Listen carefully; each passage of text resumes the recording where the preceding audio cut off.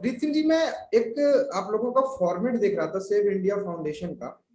इसमें आप लोग देश की तमाम महनीय हस्तियों, तमाम संवैधानिक पदों पर बैठे उन लोगों के नाम आप एक पोस्टर बैनर के माध्यम से आप चला रहे हैं, जिसमें मैं लेटेस्ट जो देख पा रहा हूँ उपराष्ट्रपति जी के नाम, देश के सभी केंद्रीय मंत्रियों के नाम, प्रधानमंत्री जी के नाम, राज्य के सभी राज्यों के मुख्यमंत्रियों के नाम, और उसके अलावा जो भी संवैधानिक पदों पर बैठे लोग हैं उनके नाम आप लोग एक 10 सवाल कर रहे हैं, जिसमें कुछ सवाल मैं चाहूंगा मेरे दर्शक भी सुनना चाहेंगे।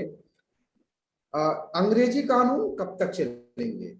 एक देश एक सिलेबस कब लागू होगा? एक देश एक शिक्षा बोर्ड कब लागू होगा? एक देश एक दंड संहिता कब लागू होगी? एक देश एक नागरिक संहिता कब लागू होगी? अदालत में जुडिशियल चार्टर कब लागू होगा? सरकारी विभागों में सिटीजन चार्टर कब लागू होगा? घुसपैठ को गंभीर अपराध कब घोषित किया जाएगा? धर्मांतरण को गंभीर अपराध कब घोषित किया जाएगा? जनसंख्या विस्फोट को अपराध कब घोषित किया जाएगा? तो क्या आपको लगता है कि यही वो 10 सवाल हैं जो देश की सभी समस्याओं के मूल में हैं, या ये सिर्फ एक पॉलिटिकल एजेंडा है जिसको लाया जा रहा है आगे आने वाले चुनावों को जीतने के लिए? आपका जवाब चाहूंगा। सौरभ जी, आप एक बात समझ लीजिए, अगर ये 10 कानून बनते हैं, माननीय मोदी जी आत्मनिर्भर भारत की बात करते हैं, स्वदेशी भारत की बात करते हैं, अंग्रेजी कानूनों से आत्मनिर्भर भारत बनाना संभव है क्या? अंग्रेजी कानूनों से 200 साल पुराना, 100 साल पुराने कानूनों से आत्मनिर्भर भारत बनाना संभव है क्या? अभी कोविड आया, एक राष्ट्रीय महामारी, राष्ट्रीय आपदा आई, आप जांच कीजिए किस कानून के अंतर्गत इस पूरी चीजों को टैकल किया गया। लगभग 125 साल पुराना कभी कोई महामारी आई होगी, कोई आपदा आई होगी, उस कानून से हम कोविड से लड़ रहे हैं।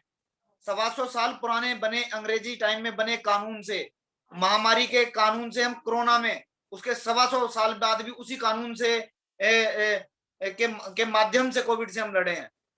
सौरभ जी, इस देश में बहुत सारी बीमारियों की पहले से वैक्सीन बनी हुई है। कोविड एक नई बीमारी आई और नई बीमारी के लिए नई वैक्सीन बनी। इसी प्रकार जैसे वैक्सीन अपडेट हो गई, नई वैक्सीन बनी है, इसी प्रकार नई समस्याओं के लिए नए कानून बनने चाहिए।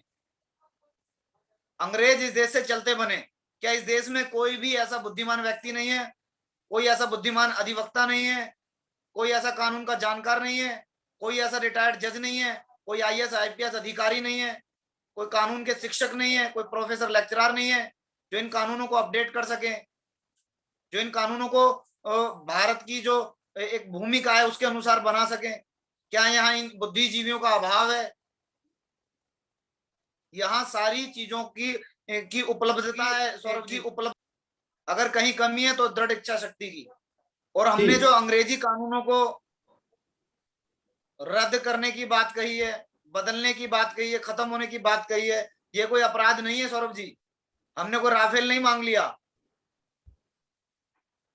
हमने जनसंख्या नियंत्रण कानून मांगकर कोई अग्नि ब्रह्मोस नहीं मांग लिया, धर्मांतरण नियंत्रण कानून मांगकर कोई ऐसी चीज नहीं मांग ली जो ना मिल सकती हो। निरंतर इस देश में धर्मांतरण हो रहा है। भारत के 9 राज्यों से हम लोग गायब हो गए हैं, भारत के 9 राज्यों में हम अल्पसंख्यक हो गए हैं। हम सिमटते जा रहे हैं सौरभ जी। हमारा अधिकार है धर्मांतरण नियंत्रण कानून को मांगना, और संविधान हमें यह अधिकार देता है। घुसपैठ हमारा अधिकार है। घुसपैठ देश की आंतरिक सुरक्षा का मामला है। एक देश था सौरभ जी, पर्शिया, जहां लगभग 5000 समुदाय विशेष के लोग पहुंचे, और देखते ही देखते 100 साल में पर्शिया ईरान बन गया। यहाँ 5 करोड़ से अधिक लोग हैं घुसपैठिए, जो हमारे देश के 5 करोड़ लोगों का रोटी, कपड़ा, मकान, शिक्षा, चिकित्सा, न्याय को प्रभावित कर रहे हैं। रोज 5 करोड़ लोगों के रोजगार को प्रभावित कर रहे हैं, जो इस देश में अपराध को बढ़ा रहे हैं, जो इस देश में भय का माहौल पैदा कर रहे हैं, जो इस देश में जगह जगह सड़कों को जाम कर रहे हैं। हमारी एक भी मांग गलत है तो पूरे देश का एक भी व्यक्ति आके बताए कि हमारी एक भी मांग गलत है। Namaste. Please remember to subscribe to us and switch on the notifications for this channel. For our other social media links, more content, and to support our work, please visit citti.net. Dhanyavad. Namaskar.